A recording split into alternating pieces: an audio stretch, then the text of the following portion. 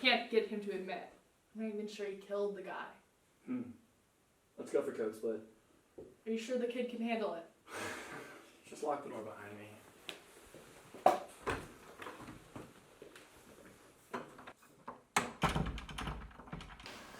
We'll start with your name.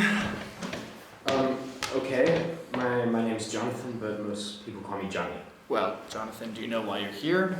Yeah, that other lady and I went over it. Someone thinks I killed their son or something. That's right. My job today is to find out the truth. A lot of people are very sure they saw you kill the boy. What? No, but I'm innocent. Innocent. Innocent until proven guilty. You have the right to this trial, Johnny, but unless I get the facts, I can't help you. Let me help you. All right. What do you want to know? Well, first I'd like to know if you're thirsty. What? Are you thirsty? I just put a fresh pot of coffee, and I could probably get my hands on some donuts if you were hungry, too. I get it. Is the whole good cop, bad cop thing. Look, man, you don't have to do that whole routine. I'm young, but I'm not stupid. Oh, my goodness. It seems Detective Miller forgot to tell you. Wait, aren't you? You see, Detective Miller suffers from multiple personality disorder. It's just the darndest little thing. I'm Felix, by the way. It is an absolute pleasure to meet you. Anywho, are you thirsty? I'm good, thank you. Well, please let me know. I wouldn't want you scared and thirsty. Let's get back to your case. What were you doing on August 9th this year? Okay, well, I woke up at 7:30, like I normally do. I got ready for school, as always. It was a pretty normal day. I got a calculus test back that I bombed. I read Dr. Jekyll and Mr. Hyde in English. And before I knew it, the 3 o'clock bell rang, so I started my trek home. And that's when I noticed a few specks of blood bleeding into the ballpark, so I'm sorry, are you okay? Yeah, just let me finish. So you must be today's troubled youth. Is this like another personality or something? Yeah, I'm Lou. Without me, little Miller is a scrawny little rat. I keep his body in peak physical condition, which is perfect for keeping punks like you in line. Okay, are we gonna get back to the story, or? Not yet, Poindexter. We have an opportunity while I'm out to get some real work done.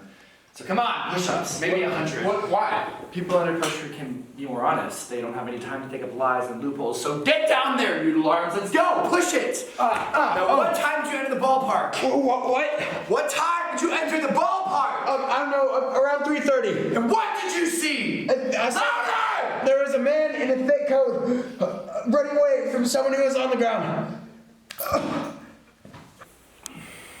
What now? Apologies. I'm interested to see how many you can do under so much pressure. Is the beefy guy gone? Oh, Lou? Yes, he only makes very brief appearances. And seeing as I'm not going to get any more data, I suppose it's time for an introduction. I'm Randolph. Considered a smart personality. Don't get me wrong, there's much knowledge I don't possess, but each other host is quite dumb comparatively. Anyway, let's get back to your fascinating story. Okay. Well, I was walking into the park, right, when I saw someone standing over a body, so I... Did you know that dissociative identity disorder is actually more common than most people think? It affects over 1% of the worldly population. It's been classified as a pathological disease, so I'm sure it was put upon Bill Miller, the detective, by his very traumatic childhood. Wait, should you really be telling me all this? Oh, what does it matter? Who could you possibly tell, and who would even believe you? Jonathan Jacobs. Divorced parents who don't care, an older sibling in jail. Ooh, you were found on the crime scene with blood on your person. That does not look good to the average jury. No, but I'm innocent. Seriously, I tried to catch the killer, but he ran away before I saw his face. Oh, what a little hero.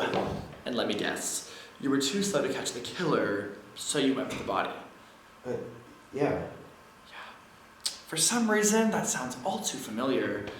And of course, the dying person was already moving on to the heavens by the time you got to them. I tried to save him, but... As you probably already know, this Reese Fletcher, the person who you claim to have tried to save, is dead.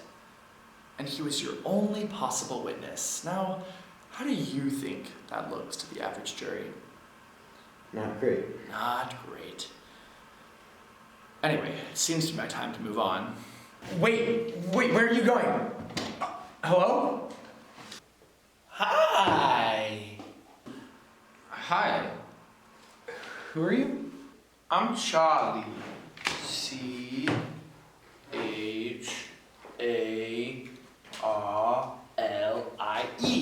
That's me.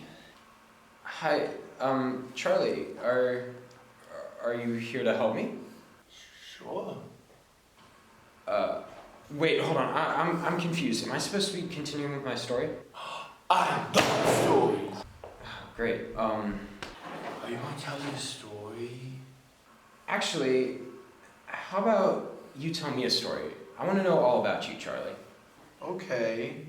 Well, I'm one of Detective Miller's protectors, like Mr. Felix. Protectors. Yeah, people with more people inside their heads have protectors. And you're one of two? Yeah, me and Mr. Felix come out a lot and make sure that the detective is happy and safe. Safe from what? Safe from what, Charlie? How about me? Hey, Lou, how'd your back? Look, Runt, I'm here to get the truth. Are we gonna do this the easy way or the hard way? Fine. Well, first, I'm being accused of a crime where everybody seems to have already decided that I'm guilty. My parents didn't care enough to show up and definitely won't be posting any bail. My brother will be ashamed that I've turned out just like him, and now you, a washed-up whack job detective, comes in to interrogate me. First, you come out here offering me coffee and donuts, which was really nice. I still appreciate that. But then the meathead forces me to drop down and do push-ups. And then comes the pretentious know-it-all who says loud and clear that I'm screwed. And then you were a toddler. You told me I wasn't safe. And then that freak show and you had a real good cop, bad cop back and forth. That could have killed me. So yeah, I'm a little bothered. How does that make you feel? Like I'm being made a fool by a disorderly detective. Is that what you wanted? Is that what you wanted?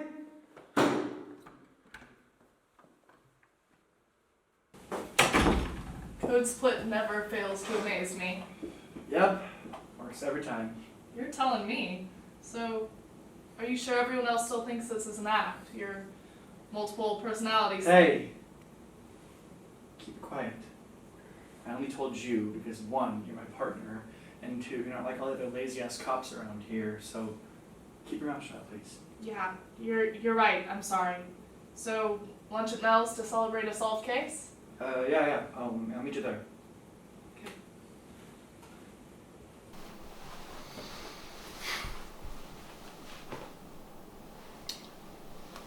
Alright, Detective Miller, I got you out of Reese Fletcher's murder. Next time you decide you need me to take down a kid for you, maybe don't fight me for control the whole time, or else we will get caught. Oh, and remember, you owe me some free time.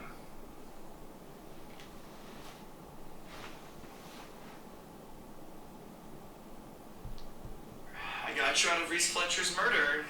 Next time you decide you need me to take down a kid for you, maybe don't fight me for control the whole time, or else we will get caught.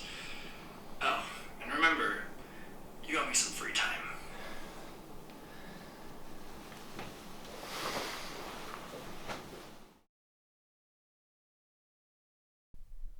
Hello, Leonard. Detective Miller, to what do I owe the pleasure? I need your help. Of course you do. You always need something from your old pal, never coming to just say hi. No coffee, no biscuits, not even a how are you. Do you know how that makes me feel? Yeah, well, you owe me, Leonard, and once again, I need your help. So, until you're finished serving your many life sentences, you're gonna help me. It makes me feel sad, Detective. Melancholy, dismal, completely down in the dumps. Overall, just sort of heartbroken. You don't appreciate me. Look, I need advice. Advice? That's new. This is Miller talking, right? Yes, it is. Must be serious then. Not asking Randolph to think his way out, or Lou to punch his way out, or even. Don't say his name. You're scared of the other guy. You finally lost control. You gave him too much freedom, and look at what it's cost you. Fine. If you won't help me, then I'm gone. But enjoy rotting away in this cell till you're nothing. I'll take the case. What? I said, I will take the case. Why? Because it's boring. Sitting here all alone, no radio or internet, nothing. Like you said, I'm rotting. So I will take the case, even if only to relieve my boredom. Okay, well, what do you suppose I do? If we're gonna do this, we have to do it right. Have a seat, please. Make yourself comfortable. Please, please sit.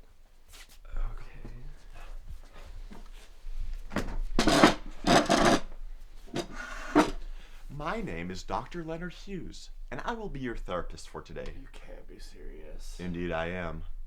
Now, how are you? I'm great, I'm just swell. Hungry and tired. I'm getting nowhere with you. I need to speak to someone else. What? No, no, absolutely not. I'm having enough trouble keeping them under wraps as it is. If this is gonna work, I'm gonna need to speak to your other personalities. Hear their side of the story. I can't just tell them when to come out. Well, you seem to be able to use them perfectly fine into scaring random kids into confessing crimes they didn't commit. Okay, I'll try.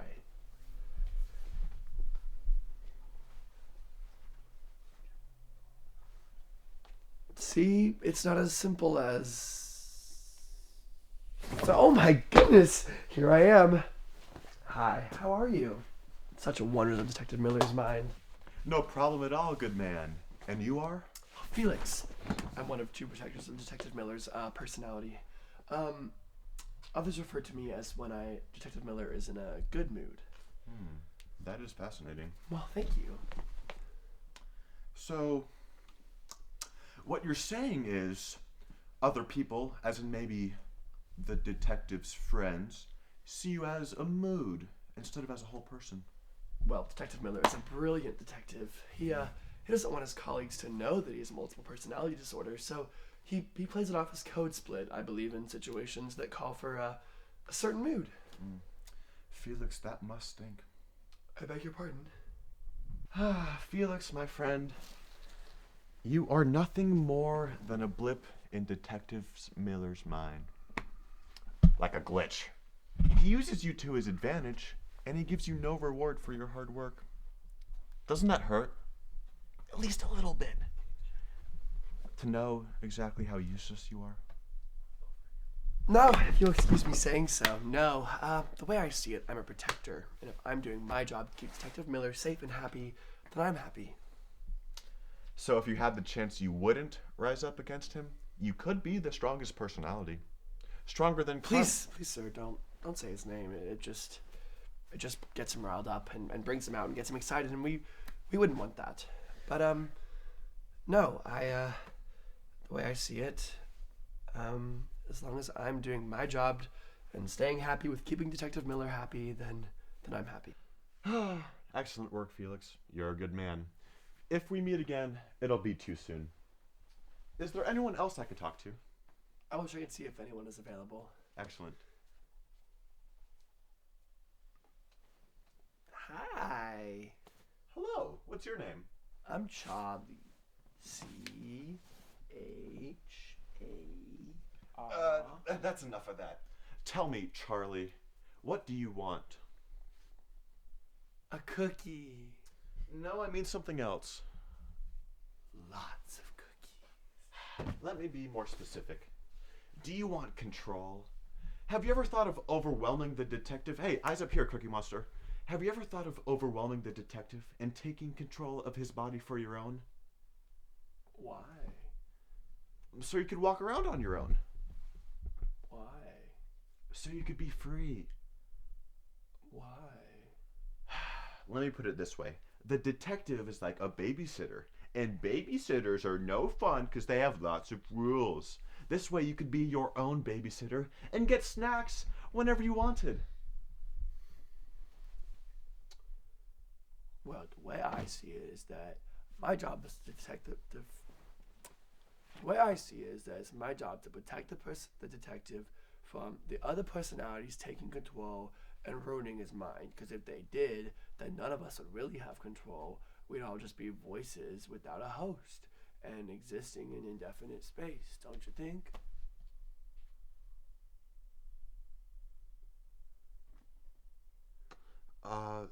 Yeah, sure.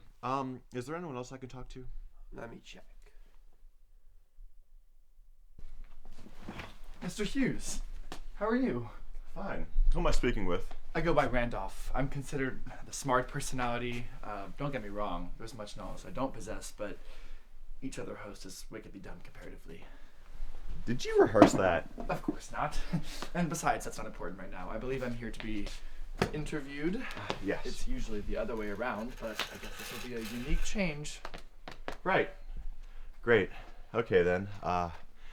Do you think... Sorry, it's just... Your extraordinary intellect is a bit overwhelming. Well, thank you very much. Yeah, you seem to have a good grip on reality and like the universe and other big boy sciencey stuff. That sentence seems to have gotten away from you. Very astute of you to say. Anyways, what do you think of the detective's knowledge compared to yours? Well, Bill Miller has gotten far in his career through his stunning skills of critical thinking and attention to detail, and these make him uniquely suited to be a detective, yet I do believe that his intellectual prowess is severely lacking when compared to my own. So you're better than him. That is not what I said. You did say, though, that his knowledge is lacking compared to yours, which means you think you're smarter. Or more brilliant. Hang on. Or more intelligent. Or whatever word you think sounds most profound. And don't you also think that the smartest personality should be in control over the entire body? That makes sense to me. Alright, fine. I am smarter than Bill Miller, but here's where you're wrong. Bill Miller has control over this body, and he does a fine job. We're just offshoots that are unique and different, but we want what's best for him, and therefore for all of us. That's very interesting. What is? Well, it's just that you said all of us. Are you sure that all of y'all are in agreement? I mean, it's not like you can talk to them. Of course I'm sure. He's the original host of this body. We wouldn't have it any other way. What about karma? Would he have it any other way? What? I said... I know what you said. I'm just surprised you had the audacity to say it. I thought Bill Miller was your friend. He is my friend. I'm doing this for him. Now, if we're gonna get results, I need to talk to him. No. Yes. You can't. Come on out, Karma. Please, Leonard, don't do this. I need to have a chat with Karma. Bill will thank me later. Karma. You Karma. motherfucker! You rang. Karma. Just the personality I wanted to see. Well, here I am, all for you. Yeah, right. So, what do you think about, Let me stop you right there. Yes, I am stronger than the detective, and soon I will be taking control. Well, I admire your honesty, but you can't just take control. You know, all you are is just like you're like a speck that stems from childhood trauma. You're one to talk. Is that so? Of course. here you are, claiming to be an uncaring sociopath, and yet you're trying to help the detective to get control. You're wrong. Is that so? I'm bored, is all. I sit in this cell 24/7, waiting for visitors that never come. You're a terrible liar, old friend. Otherwise, you wouldn't feel the need to defend yourself. If you really had no conscience as you claim, then you wouldn't have attacked and killed whenever the detective asked you to. And as you know, he kept you alive by claiming you were crazy, and no court is going to sentence a madman to death, so you feel like you owe him. And therefore, you do have a conscience, and so, Leonard, your crazy is a speck. It's an act, whereas mine is real. Mine is in control. You monster! Ugh. Ugh. You'll never get away with this. Know what your problem is, Leonard? What's that? You're not crazy enough to see that I already have. It's over. All units, we've got a 1098 down at the downtown station. I repeat, all units, we've got a 1098 at the downtown station. 1098? That's the code for an escaped convict! Who is it? Excuse me, detective, but that's not proper walk. Who is it? Jonathan Jacobs, detective. How did he escape? It looks like he was held by someone in the precinct. Remember, detective, you don't have clearance to... So that's the kid, huh? And just like that, karma strikes. I'll kill you. You may want to focus your efforts on Mr. Jacobs, sir, because it seems like he has a friend, which is one more than you have right now, which makes you outnumbered. You're screwed. You're nothing, Hughes. You're a piece of shit psychopath. I might be a psychopath, but at least I'm not a personality flaw.